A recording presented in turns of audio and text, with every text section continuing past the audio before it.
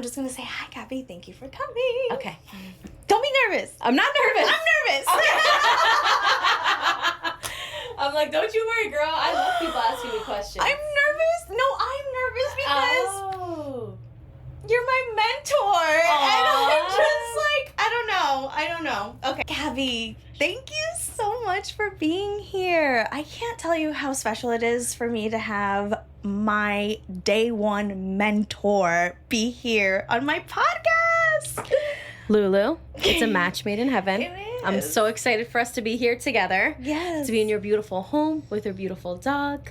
We're now BFFs. Oh my We're gosh. a trio taking Bruno loved you. taking the world by storm.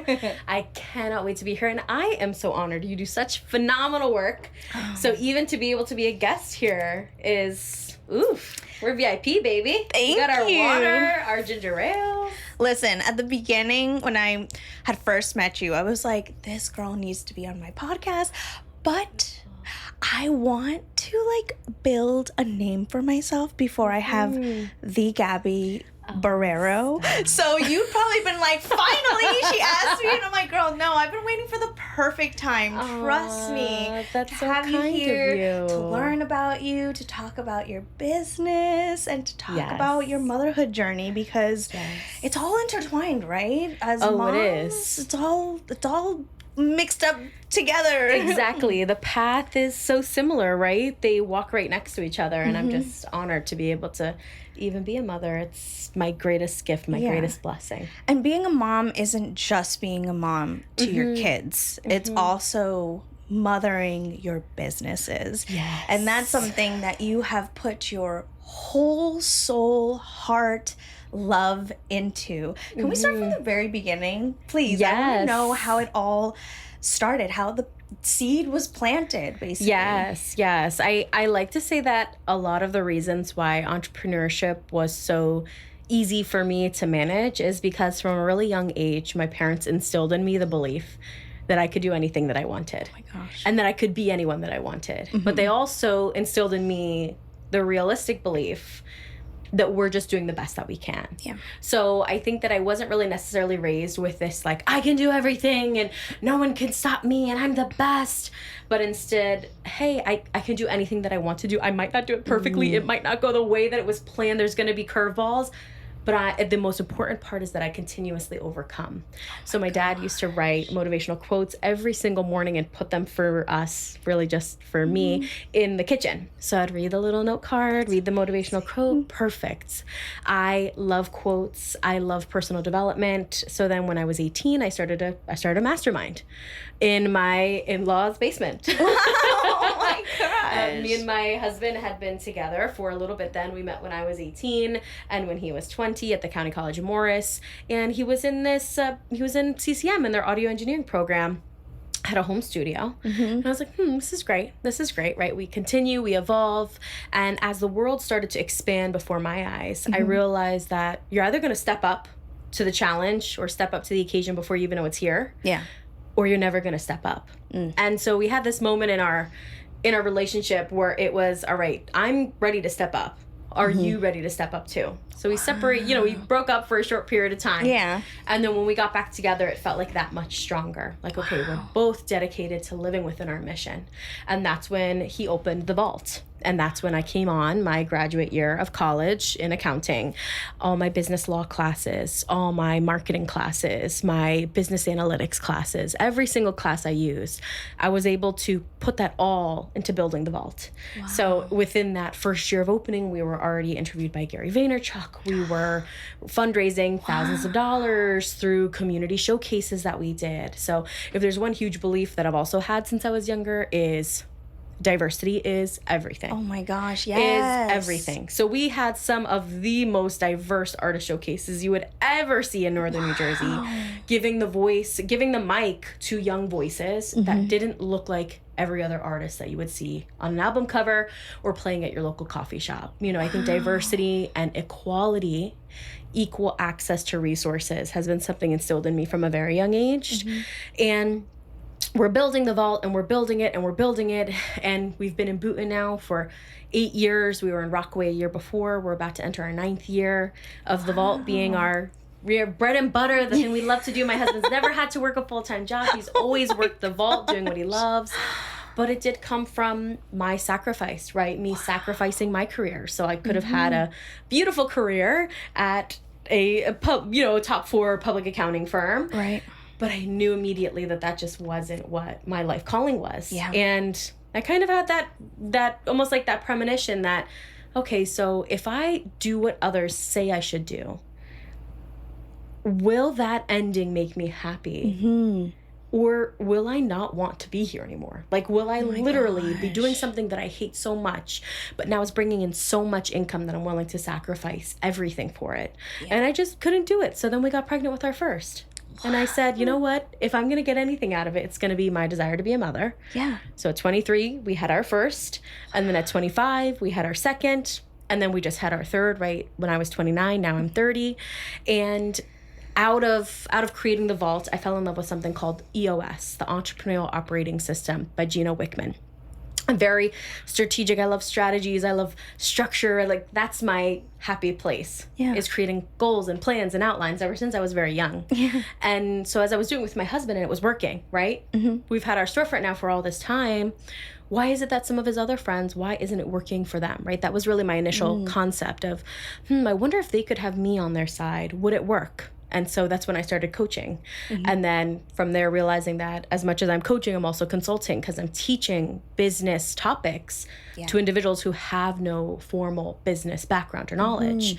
Mm-hmm. I went to college for this. I interned at various places that allowed me to kind of be a sponge and gather up different strategies. Yeah. So that's kind of what life has looked like so far, is really fervently balancing motherhood, marriage, entrepreneurship, but alongside me, and becoming the best version of myself that I desire to be. And my mastermind, ironically, that I created when I was younger was called Be the Best. And, now in our public speaking program, we talk about this mountain. And I actually had that mountain as our logo for the mastermind. Wow. And so it was literally a peak and a mountain up. And so it's not until now that I thought back and realized it, because I would bleach some of my mom's towels so that way we could have custom Be the Best merch. Oh my gosh, like, I that's love the kind that. of person that I was. It was like, when my mom's like, so I'll go over to my parents' house and I'll still see our Be the Best. So it was a BTB, meant for like, okay, the mountains, they're going to come and go, but you need to aim to be your best, your best within that very moment of what you're navigating and what you're going through. So I would say that's a little bit of like my business origin story of building No Plan B from that in 2020 and NGN in 2021, always with the aim of diversity, equality, inclusion, things that I'm not sure if a lot of other communities have at heart. That is our mission at heart, is to ensure that women have equal access to funding, to grants, to introductions, to individuals that they wouldn't have met otherwise. Yep. And I think a lot of times we downplay just what one introduction can do for us. Yeah. And we overplay packing our calendar full of networking. Yeah. But then never really making just that one introduction that someone told you should meet. And then when you meet them, everything changes. Yeah. So I live for those moments of almost like an eclipse in a way. Yes. When two people kind of meet each other and just the magic, the dark, and then the light that comes after. I can tell you right now that is exactly what happened to me 3 months ago when I met you. Yes. If I had not reached out back to you, because you messaged me on Facebook and invited me, and the fact that you are going out and handpicking and seeing these women for what they are, even if they just started out, and inviting them into your community and giving all that you have to help them grow. Yes. Is just so incredible. I don't know where I would be if it weren't for you, Gabby, and your community. The women that I have met, they are all aligned with what you set out to do from day one. And it's so crazy to me that you were so young.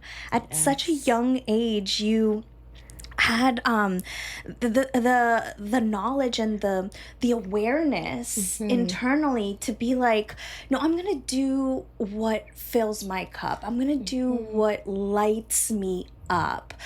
And it may not be what I went to school for. It may not be what everybody else is telling me to do.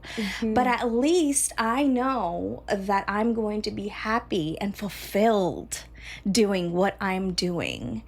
And if that means being a mother, if that means being an entrepreneur, if that means being a partner to my husband and his business, and then being that support system for other women, then everything else is going to line up. Yes. The money's going to line up. The success is going to line up. The family's going to line up. The relationships are going to line up. And that's so important. And I commend you for knowing that at such a young age. And maybe it is, you know, a product of how you were raised and your background and having that be instilled in you by your dad. But it's important for us to teach women to be that. It doesn't matter if you're 20, if you're 40, if you're 50, 60. It's never too late to learn that and to really look within yourself and be like, I need to do what lights me up. And that was me, 100%, you know? Yeah. I went to school for musical theater. I was in the music industry, in the acting industry. I was really good at it. And I had jobs and I had, you know, many opportunities to make it big. And I had everybody's support and telling me, you know, this is what you were supposed to do. And yes, I loved it. I loved it so much. That is still one of my passions. But I just didn't feel that light, that fulfillment doing it professionally. And it just didn't feel right for me to do it for money or for as a full-time job or competitively. So I'm really glad that I took that step, just like you, to reflect and be like, no, I think that there's something else out there that is going to give me just as much passion and fulfillment as you know, performing has done for me, as accounting did for you, but in ways of like helping people. That's what was missing in my other career, in my other passion, the helping people aspect. There is no amount of money, there's no amount of success that can fill you up than helping people and seeing people's businesses rise and women rise and diversity rise. It's just that's the kind of legacy that you want to leave behind, and that's what you're going to be remembered as. And that's why everything has fallen into place for you, Gabby. Like I'm so proud of you, and I'm so thankful to have met you and to be part of this incredible community and to have learned so much from you. That I'm in that stage right now where I'm a sponge. Yes. I'm at the beginning stages where I was like, everyone I meet, I'm just like knowledge. Yes.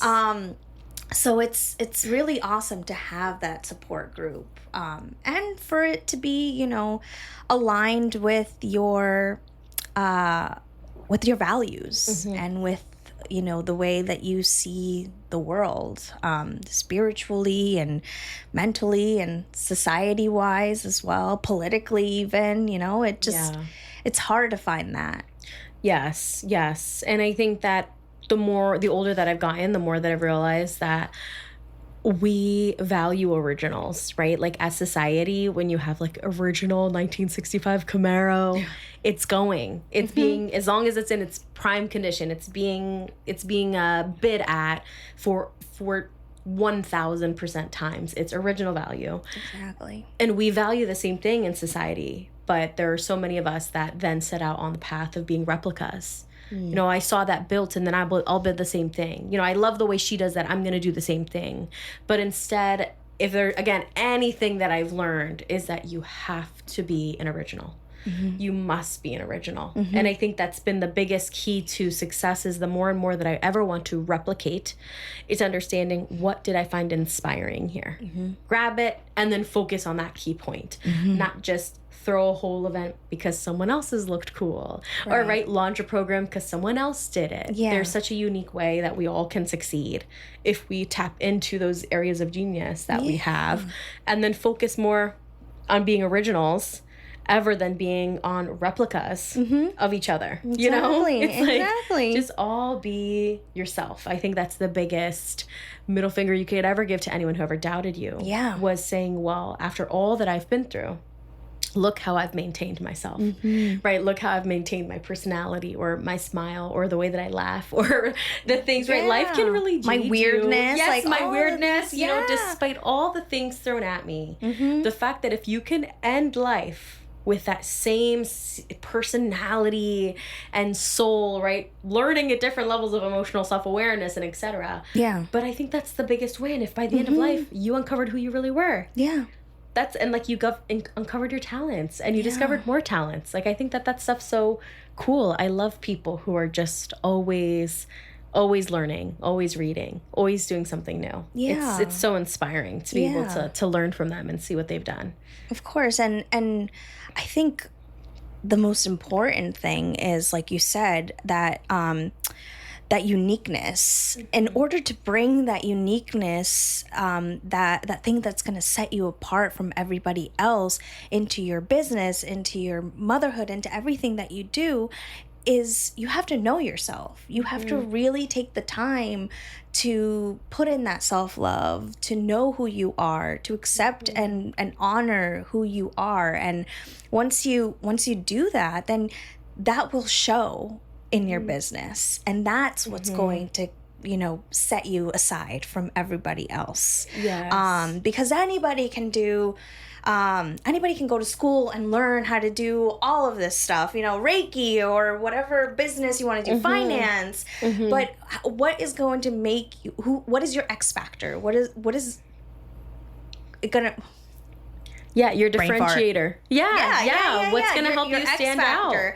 What is going to stand out that everybody else has, but that you have, but everybody else doesn't have, you know? So I think getting to know yourself internally is so important, and that's why I'm doing what I'm doing with the Hidden Hues of Motherhood, kind of helping moms and women just find themselves again. Because would you say that in the, how many years you've been doing this? 15 years, you said? So 20 years? 20 years. Well, no, I'm 30. So oh my gosh, no. Yeah, 15. Wait, I started when I was 18, my first mastermind. So that would have been 12 years ago. Oh my gosh. Yeah, and then the vault is about 9 years now. Okay. So close. We're on our way to 15. We'll do a recap. We'll do a remix episode. Are we there yet? Like our future selves. Like my. I bet it's felt like 15 years. 15. Haven't felt like 15 years. Yeah, but in the 15 years, you know, it's just, you've built businesses, you've helped other women build their own businesses and be mothers, and it's hard not to lose yourself during that journey and that process. So you have to always find ways to come home to yourself, right? Like, what helped you stay intact, like stay close to yourself? Yes, I always love that people get to meet this version of me when they meet me at 30. And it's like, Queen, this is like my 50th reiteration. Like, please don't be too impressed because I'm still struggling. Like, there's still things I'm actively working with. Right. Things you should be really, really proud of. But I think that's the biggest thing is that people can only see you into the level of which they've seen themselves. So I think that's always a little hard for me when people are like, oh, life must be so easy. And then of this, it's like, well, I've actually done a lot of work in order to get here. Yeah. And so when I had my first at 23, I was Miss Happy-Go-Lucky. Okay, maybe I wasn't. I was a little depressy, but that's okay. That's simply because I had in my mind's eye the way that all of this would go. It did not go as planned. Okay? This is a story about a girl whose life did not go as planned. Are we all raising our hands here? Oh my God. So I had my first. I did an unmedicated birth for my first. Oh, God. So it was like 24 hours of pure rage. Yeah. Like just the Hulk emerging out of me. Okay? It was giving the Hulk. Wow. And then by the time I was ready to tap in for the epidural, she was coming out. My lovely lady was coming out. Wow. And that's when in my mind's eye, I was like, I'm pushing a baby out of where? The circumference don't make sense. Yeah. You know, how's this gonna, that's what my mind actually wrapped around. Girl, you were so how young. is this gonna happen? You know, how is this gonna happen? And so we had our first, and I actually stayed home that first year. So since Tyler was working the vault, I would manage it, help our socials, and I just stayed home with our first for about a year.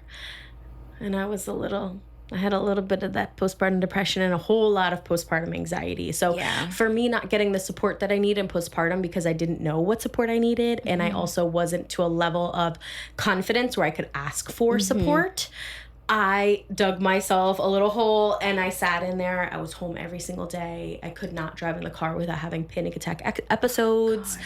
And it was all consuming. Motherhood consumed me, as she does for many of us, right? Eats us whole piece by piece, bit by bit, or maybe in one swallow, depending on how your kids eat too. And knowing my kids, she swallowed me whole. And I think the most uncanny thing about motherhood is it really depends on how much help you're willing to accept. I really wasn't willing to let anyone know what was actually going on. So I just hid it and I hid it and I hid it. But when you're hiding things from others, you're really only hiding them, again, from yourself. Yeah. Because if you're not allowing people to see you for your struggles, for your challenges, for your weaknesses, then you're really not allowing people to see you. It's like opaque. There's nothing there. Like, oh, just Miss Perfect. So through difficult relationships, you know, we were able to, all right, well, we're overcoming that. And then going into having my second, that was during COVID. And I was actually COVID positive when giving birth. So I was draped in white to go into the back entrance of the hospital alone in the room, giving birth. Okay.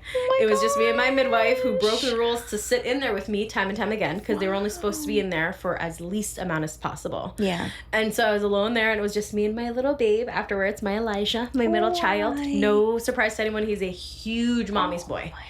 So he cannot leave my side. But it was just us for the first few days. And so really, I always honor that with him. You know, hey, it was me and you, buddy. Your daddy was there when we got home. Okay, so your daddy was there. Your daddy watched you before and on FaceTime. But that's all he could do because of those rules.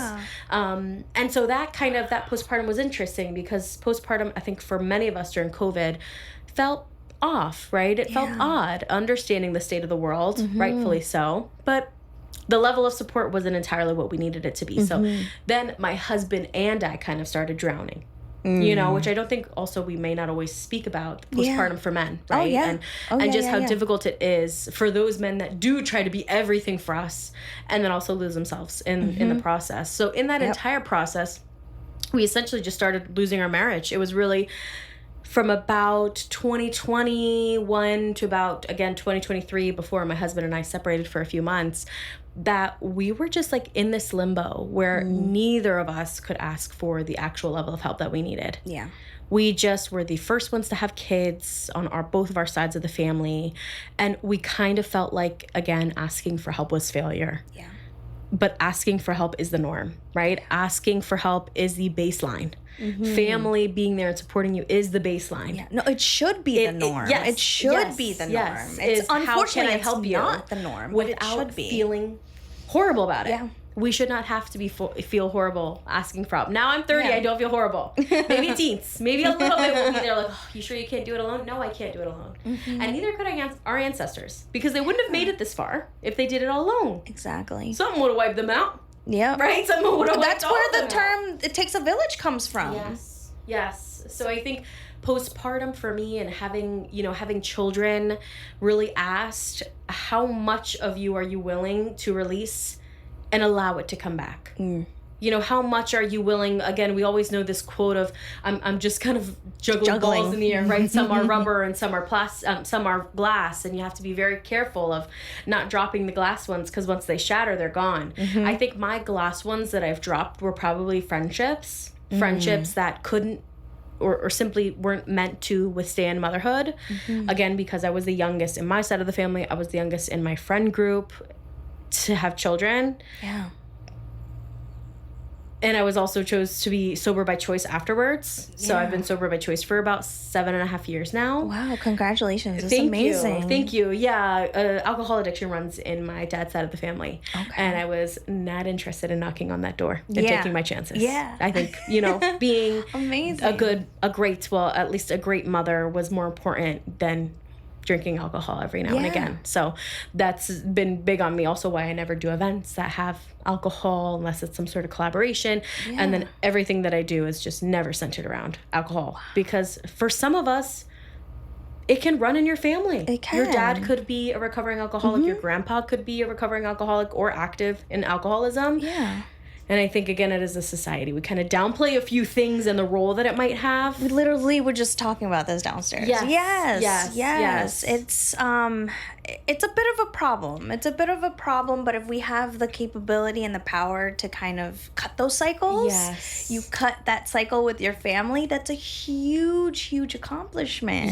Huge accomplishment. I think that was a big plus, and then reestablishing who I was afterwards. But I think the best part that happened during postpartum was finding Debbie Marchetti of Florida Vita in the womb spa. I tell her all the time, you know, Debbie, if I hadn't found you, what would have happened to me? Because I was this go, super overly masculine woman because I was used to not getting help.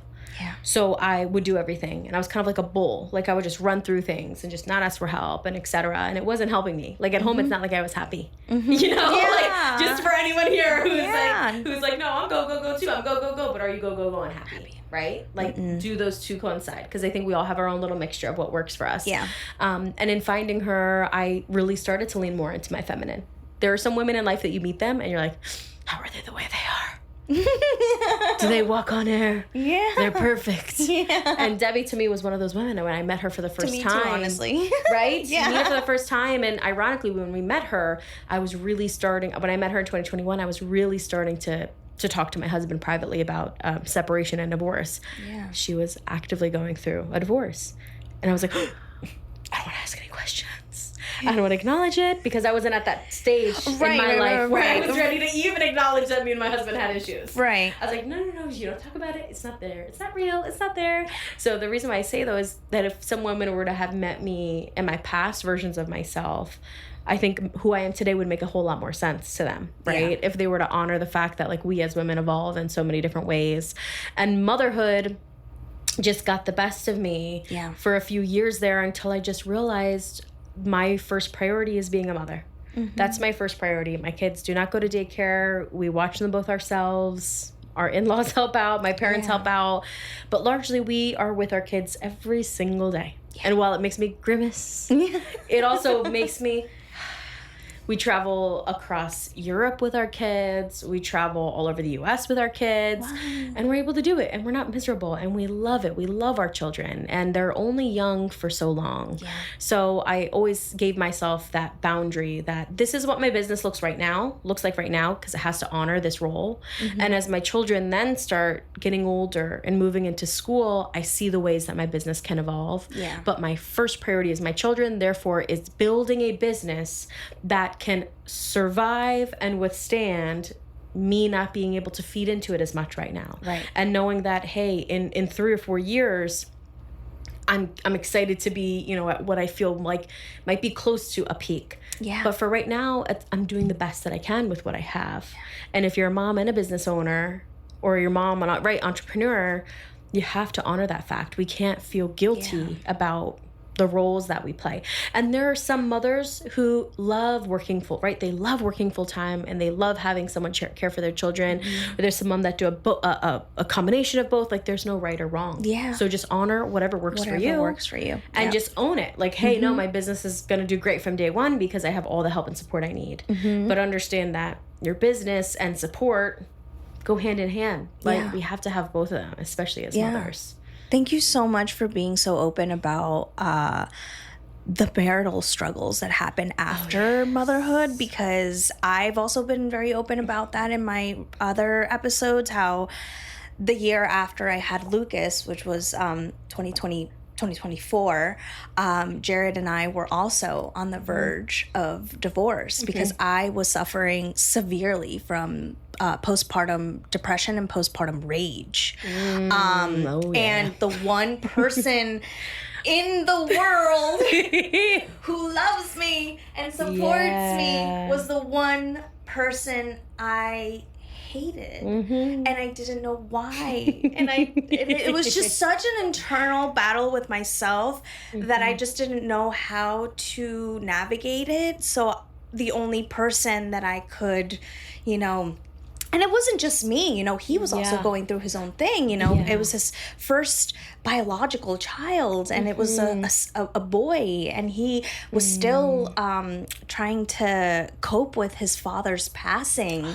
And it was just like all kind of like, that's what happens in parenthood. It all kind of just resurfaces. Anything that you didn't heal before, or that you thought you healed, the thought that you had moved on, it's knocking, baby. it just comes on brewing, and it creeps up on you in the worst time, always right when you have a baby, or in the moment where you are most needed, and you're not capable of giving yourself what you need, or sometimes you don't even know what you need. I didn't know what I needed. Like, I just knew that I had to take care of this new baby and another daughter, and help my husband through the beginning stages of a newborn. And it was just so much for me, and it's hard because you don't know how to explain that kind of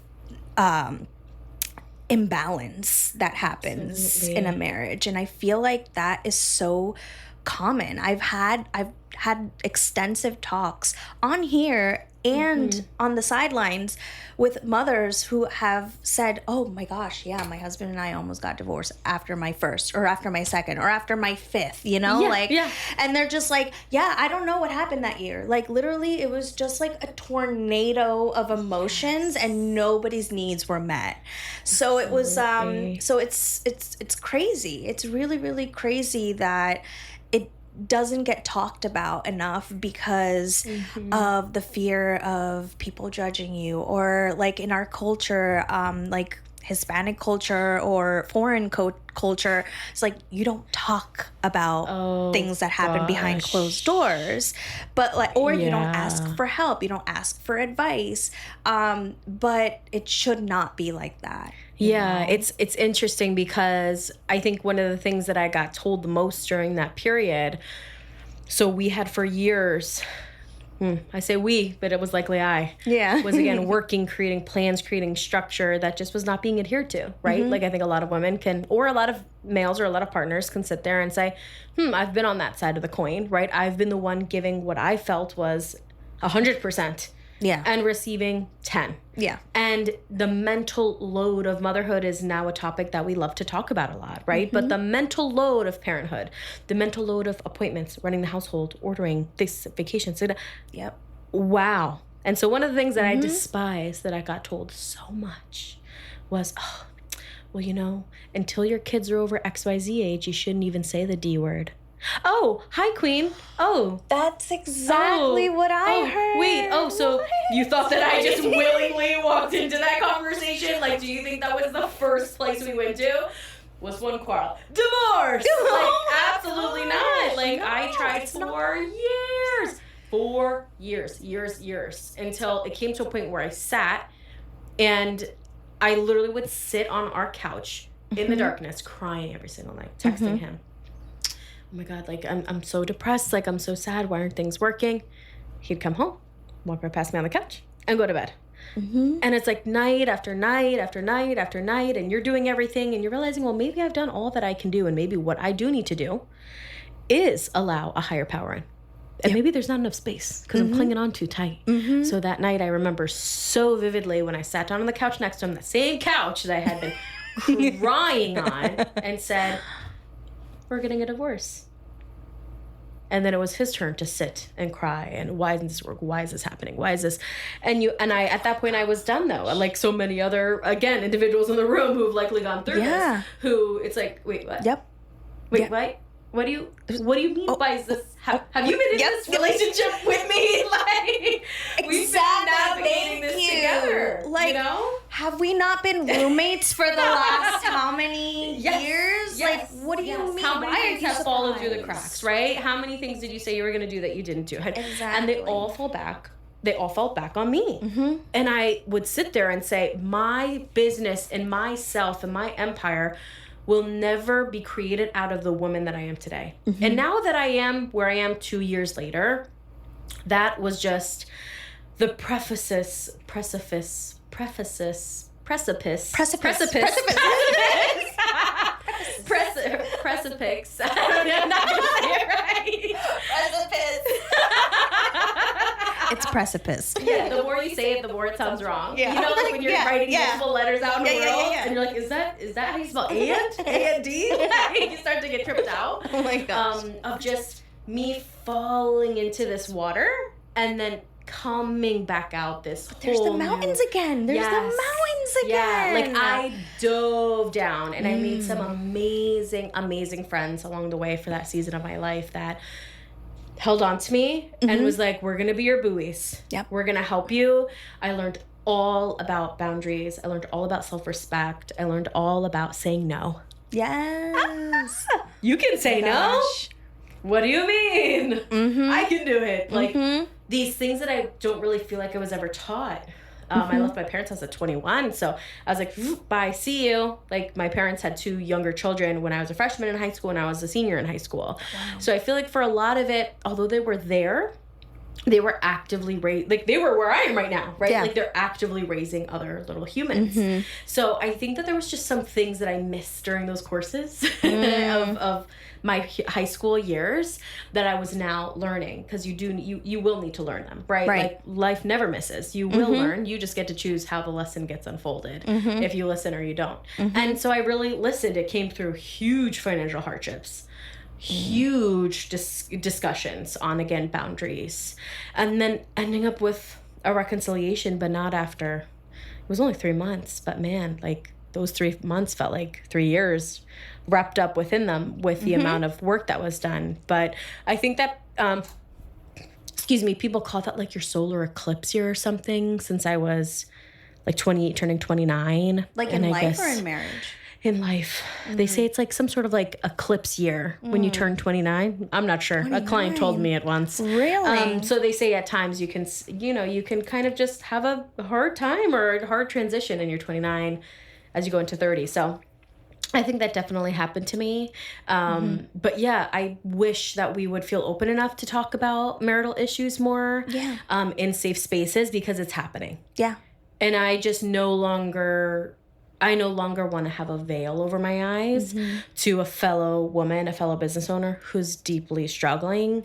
And I see this repetition in women who are very strong, women who are very masculine, who then become sole everything for their household.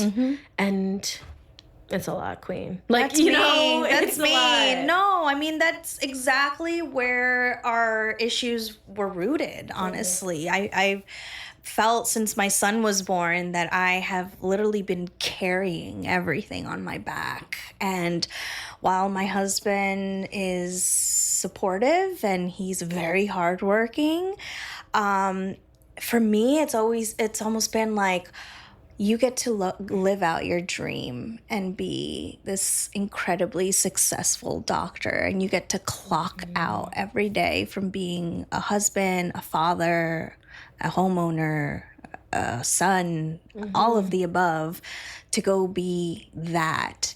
And then you get to come home and have that excuse, like I was out and I was working all day and this, and I work, 6 days, 5 days a week. And it's, and then, but like, I don't get to make those excuses. I have to play so many roles and wear so many hats. And if I don't, everything falls apart. So I don't have a choice. And when I do, God forbid, want to have some time to myself, I always have to justify it. I always have to feel like it was earned, but it's not. It's a necessity. It is a necessity to be able to have that time for yourself, and also it's okay for me to want things for myself, to want things for myself, like dreams and aspirations and careers and professions and more kids or no more kids, but carrying it all it's so hard, and it's not external, it's internal. It's the internal stuff that I had to carry on my own. And so I hit that rock bottom a year ago when my body was screaming for help, because it will sneak up on you. It will at some point start, if you don't internally listen to yourself and your emotions and what's going on, then it's just going to translate into sickness, into body, not being healthy, and it's going to scream for help. So that's what started happening for me. And that was it, like I said, the same thing. We had a separation for 3 months.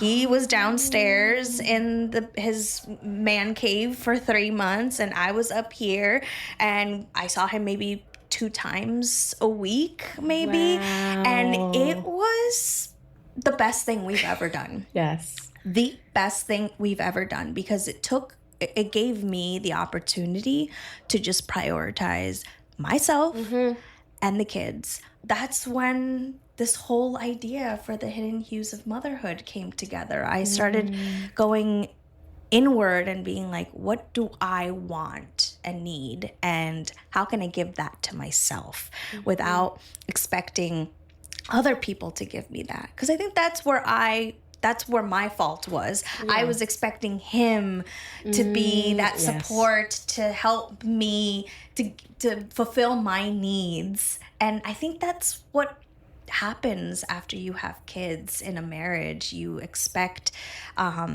your significant other to help you heal and to fill these voids that happen after you have kids, and you realize like that's not their job. I had to really realize that this is me. Nobody's gonna help me heal. Nobody's gonna fulfill my needs. That's been very, very clear to me the last year. So now I just gotta do it for myself. And we did that for 3 months, and then I sat down with him the same way. Yeah. And I was like, so we gotta talk about divorce, because the last 3 months have been pretty good for me. Yeah. Actually, like I've focused on myself. I feel much better, and this trial has been kind of eye-opening for me. And then it was his turn too. He was like, no, we can work, we can do. And only then did I start to feel that support coming in, the scare. But then I realized at that point, I was like, it's fine. I don't expect anything anymore from our relationship, from anybody else. Yeah. I need to find ways to fulfill my needs for myself. And once I started not having those expectations on my partner and on our life and what we've built, then our relationship started to again bloom very slowly and and delicately. And it's helped doing this project together. I would assume that it was so awesome working with your husband at the beginning, building this nurturing this baby of a business so early on, right? Yeah, we named our first LLC Studio Baby LLC, because that's just a studio baby. That was the LLC. Gosh, yeah, and it was so we'll make a baby in the cool. studio, and we'll have our little studio babies too. So I mean it's almost like we were very intentional, kind of young and aloof, and if it works, it's great. We had to change the LLC to the Vault Music Studio, since that's what we are, and that's what we've been operating as since we moved into our original space. But yeah, it was beautiful. We used to have sleepovers in the studio, and we used to clean the studio together, and we both put so much into that. That was our baby, that was our child. And so I think that's always the biggest thing when you have a partner who is so engrossed in everything that they do, is that then becomes the topic of discussion, is how in the world could we ever make this equal, right? And it's what we've started to do is years. So, hey, this year, 2024, hey, this year's really not so much my year. I'm going to be giving birth. I'm going to be scaling it back a little bit. I'm going to toss it over to you. You can take on more hours. You can do more work. And it's like, all right, this is my year. Like, hey, this is going to be like, here's how we're going to, it's almost like quarterly based on how each quarter looks, not only financially, but like energetically. I'm like, all right, Q1 for him, it's going to be a little slower because at least in our physical location at the studio. But one of the biggest benefits is all the royalties that he receives. In 2020, he started doing lo-fi, which is like, right, that chill music that you hear in coffee shops. I actually listened to his stuff on Spotify. His stuff. Yeah. Yes. It's so very cool. Thank you. So he's been doing that for 5 years now, and then for the past like, I guess the past 2 years, that's what pays all our base bills. Is all of his royalties. So that's amazing. You know, it really changed the way that we were able to do business because it was no longer like, oh my God, like how are we going to book more artists, or how are we going to do this, or how are we going to do that? And instead it was like, no, like you get to spend the whole weekend off. Now he's building up his mixing account because he loves doing mixing, being a mix engineer. So now he's working with people all over the country, mixing their songs and mixing their projects and doing lo-fi. So those are the two things he loves to do, mixing and lo-fi. And then for some of his friends and long-term clients, he'll still record them. But that's mainly what he does now. So now so much so we don't really have to have that same, okay, this is my year, this is your year, because in reality, all of our needs are now met. And then some. And so I think I really realized that too, that unlocking financial abundance and how much I wish I knew my worth sooner than when I uncovered it. Because I think that there's those who were never taught to question their worth. And there were those who were aimed to question at every single door that they've walked through. And if there's anything that you do for the women in your life, allow them to see who they are, right? And how what you think of them. Because if not, it will innately manifest somewhere. And for so many of us, that lack of worth or value manifests into our finances. And so it's like, no, with a lot of my friends, I'm like, let's have better conversations around 401ks and where we're investing and like, are you guys investing in properties? Are you guys investing in this or that? Like, let's start having high level conversations as women. As women who are mixed, or women who are Latina, or women who are what, when, where, why, wherever you are, whatever you're from. But how do we do it differently from those that came before us when we are the ones building the blueprint? And that's an incredible energy to inject into women, especially women who are just starting their businesses, because you've done that for me. Like, seeing me see the light of like, this is your worth. Do not like bring down that little level because you're up here. Even just because you're a new business, it doesn't mean that what you have to offer is any less. Absolutely. And learning that from you and all of the other women and NGN, having you as a mentor, just these women that validate that for you, especially for a person who just starts a business, it could really make or break a business. If a woman goes in with the mentality of like, oh, I don't think what I have to offer is that great, or I'm just starting off, so let me just like lowball it. Like, no, that confidence is what builds up those first few stages of a business, and it sets it up for the rest of it too, right? Absolutely. So that's how I felt in my business, and how I've been able to grow is having this support system of women be like, no, like what you have to offer is special. It is worth this much. It is worth more than you could ever imagine.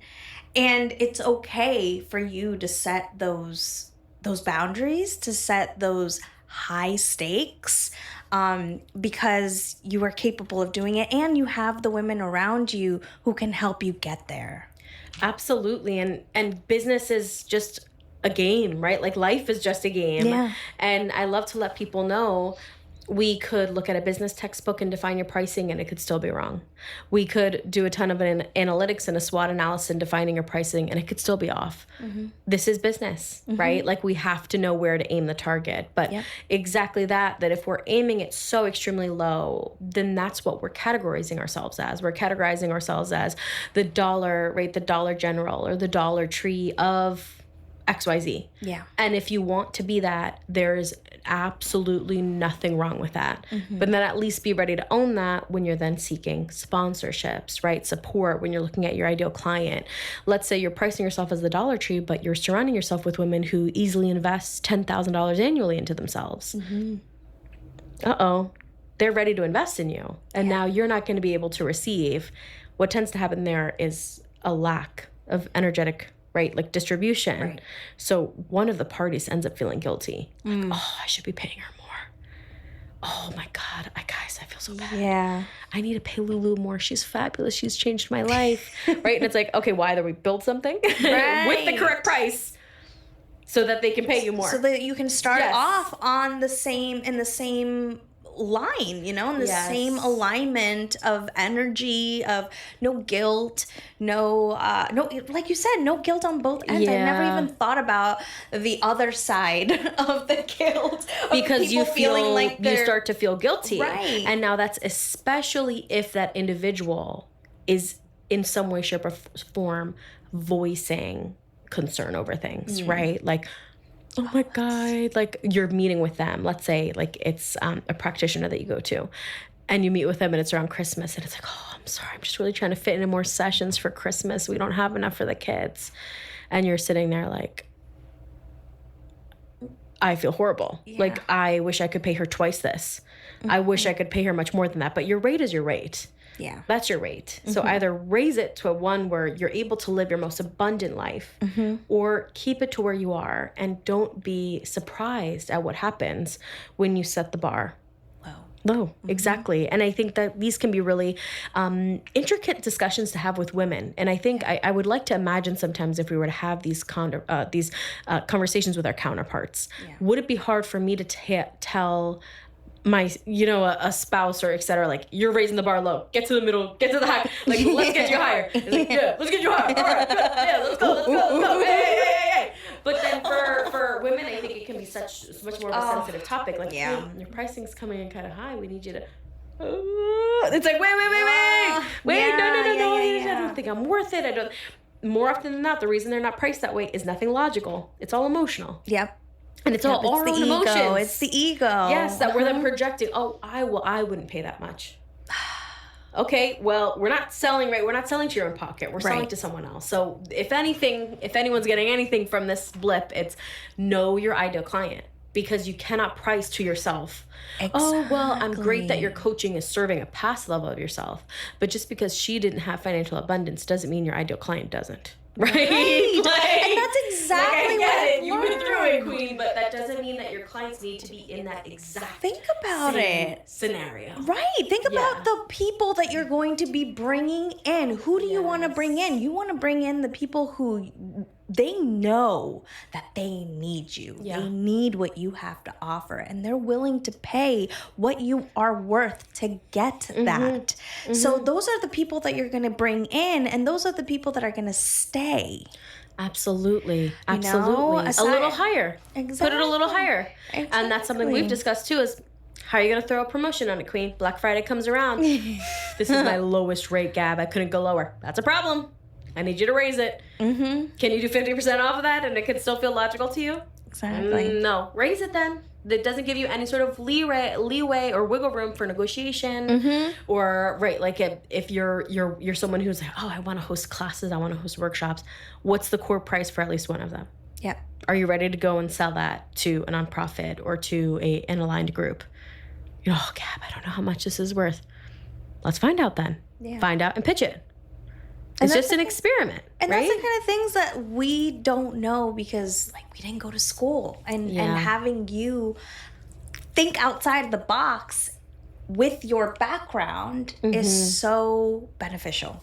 It's so beneficial. I think we all should have women that come from, right, like, in building your network is women that come from all different walks of life that are coming together to just bring one little nugget into your life. And that's what I always like to ask ourselves whenever we're, I need to meet so-and-so, or I need to do this, or I'm not meeting so-and-so. Isn't who you've already met enough? How have you connected with them? How deep are your connections? Sometimes I think we bite off a little more than we can chew. Is who you've met enough already. But then what you'll find is that individual does not find they're enough. So this really doesn't have anything to do with networking anymore. Right? Then just like, it's just everything. We just pick up this big paintbrush, we dip it in one color, and now the sky's red. And we have to be very mindful of becoming that woman. We have to be very mindful of surrounding ourselves with these women that want to paint life with such a broad brush. Little in life can be painted with that broad of a brush, right? We want each thing to be a paint by number. Yes. Like this woman is this color and I get to work with her on this, and woman's that color and I get to work with her on that, and this. It's in and the like details. it's in the little minute details that all the magic happens. But if you're so overly focused on the big picture. But I think some of us have to be honest. Some of us don't know what the big picture looks like, right? So as a woman entrepreneur, know your ideal client, know the big picture, and know your worth. I think those are some of the three most important things that you're going to have to really walk away with. But if you don't know where you're going, you cannot be upset with where you end up. Exactly. And one thing that my dad always taught me is he said, okay, well, I have everything written out for you guys until you turn 18. I have your whole lives written out. I have all my goals for you, all my goals of what I want you to become, of who you can become based on who I know you as. And I think largely, he's very, very happy with where me and my older sister have ended up, because we were born in pairs. So me and my older sister, who are 2 years apart, and then my two younger siblings are 12 and 15. Oh, wow. So they've been raised together. And then I'm 30, my sister's 32. So generations between same big generation, age gap, big age gap. And we were raised, differently in small ways, but with the same parents. So a lot of the same ways. And if anything, the more and more women I see, the more and more don't have a capability to set big goals and don't have a capability to see the big picture. They know, and I'm always convinced they know, but they're a little too scared to actually say it out loud. Yeah. I'm like, what do you dream of at night? What do you stay up dreaming? Yep. I know you have to dream. I don't know. I'll get back to you, Gab. And I'm like, oh, this is really sad. This doesn't make me happy that we don't have goals. This makes me very sad, because actually when we speak those loud goals aloud, right, they start unraveling and like unfolding. you said, we definitely know them. Like you definitely know. Like but that big light. I think it's even sadder that they know and that they have this shame and this unworthiness, right? Like, well, if I say it, you're gonna think I'm crazy. Yeah, absolutely not. Actually, lay it on me. They're hidden hues. Like, why? It's okay to dream big and to say them out loud, because that's how the world works. You say whatever you say out loud, you put out into the universe. You'd be surprised. You'd be surprised, and that's been literally happening to me the last 3 months. Is nobody understands how did this start just 3 months ago? And it's crazy. Like expanding for me. And I was like, because I have these women who are encouraging me to say my dreams out loud, no matter how crazy they are. I remember you asked me in our first one-on-one session, the first thing you asked me was like, what is your biggest dream goal? And I was like, oh, like, I just, no. Like, what is your biggest? I was like, I don't know, No, Lulu, And I was like, oh, okay. It's, talk to an auditorium full of 500 women about the hidden hues of motherhood. Or do, like, a live episode with, like, Oprah Winfrey, Adriana Carey, exactly. Crazy big. Exactly. And you're like, there we go. Yeah. Let's write that down. And I'm like, yeah. Oh my gosh, just saying it out loud for me was like, and it may not happen, but the fact that I was given the permission, the fact that we have to find permission in and of itself is so crazy. Yeah, and the fact that we like curtail, like we're like squirrels with acorns on like who we share it with. You gave me that permission slip, and from there I was like, okay. It's gonna happen. And now I'm realizing, like, I didn't need that permission, but thank you for being that person. And then I found more and more and more women these past 3 months who gave me that permission. Like the last month, women telling me, oh, you need to meet Debbie. you need to meet Debbie because you need to learn from her, because you could be a doula, because you could do this, you could do that. Things that I didn't even think about. I'm like, oh my gosh. And then here I am at home researching how to certify myself as a doula, how to do this, how to do that. So it's just like this permission slip just to dream big and to expand my my confidence. Yeah. We say all these quotes, there's all like you're the secret to someone's unanswered prayer, right? There's someone out there praying for something that you're creating. If you want to believe it, that's true. And that's the craziest thing about the human mind is, right, whatever we conceive, we can achieve. So if you conceive it, you can achieve it. If you stop, you stop. Just own it. You stopped. It was too much. It was too scary. I couldn't do it. Yeah. But I realized that it was your own brain telling you couldn't do it, right? There was a time when we probably didn't believe that we could do any of these things, but here we are.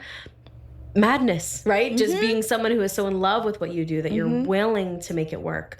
But you have to consider your goals like prayers, right? And if you don't say them aloud, you don't get to answer anyone else's. Like, you don't get to be the answer when we're not living in our truth too. Like, this is what I really would love to happen. And it's not easy. I mean, it's not going to fall from the sky. It's not going to fall in your lap. You're going to have to put in the work. But that's what makes it worth it. Yeah, it's like a series of fortunate events. Oh my God, I love those books. Yes.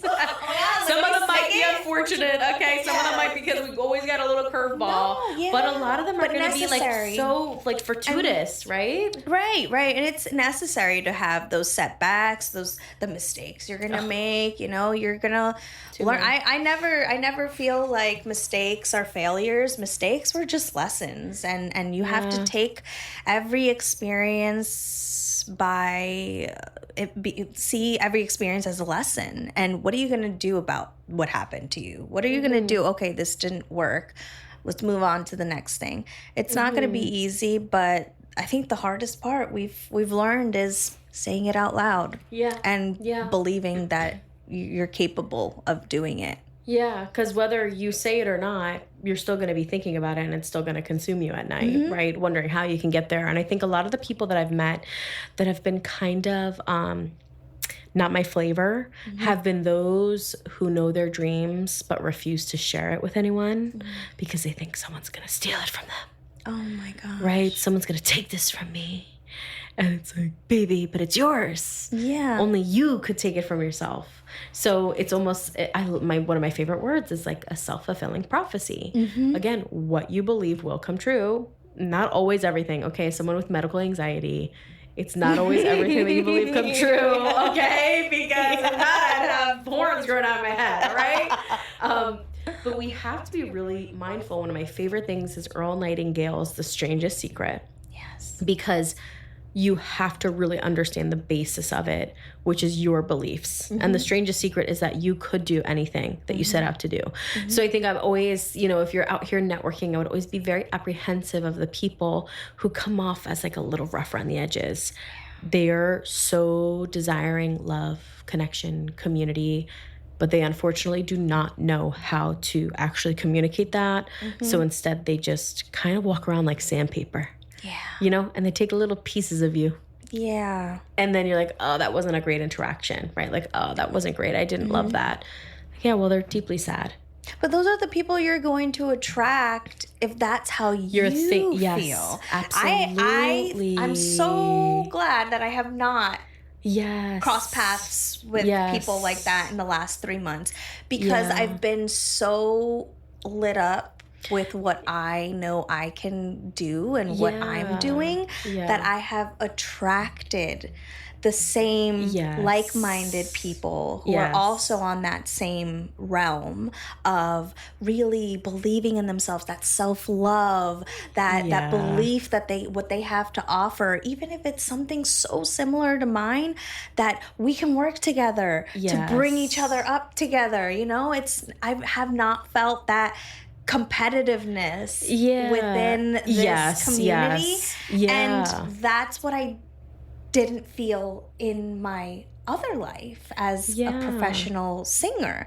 So that's what I've been craving for Yeah. being part of a community, being part of a group of women that we're just here, and you are selective, you know, like, you know Yeah. who is in your community and why they're there, because Yeah. we're all on that same realm. It doesn't matter if we just started off or if we've been doing this for 10 years. It's just, there's no, it's all very equal, very equal, very equal. Yeah. And if you are someone who is meeting people who are like sandpaper, like I used to meet, exactly, it should be a mirror for you of, well, what are you also not asking for help on? You know, I think back to some of the times where I've met individuals like that, when I was right at the precipice of asking for that next level of help, asking for that next level of expansion, and not able to like quite mutter it yet. I'm like, I think this is what I need, but I'm not really ready to, right? So then sometimes you attract those people who aren't really ready either. Like, I'm not really ready either. But I think it's so beautiful that each community has their own people. And then there's just some people who you meet who are just the outliers, right? Just people that are kind of grazing through as well. Around, roaming around, like, kind of like, hey, anyone know what we're doing here? I'm just here for a good time. But I think so much of life is in who you meet. And so I think it's so awesome that we get to meet people that are right next door or right down the street or a few towns over that are just working towards building something, you know, working towards building that thing for them. And also honoring the fact that they're going to go through changes.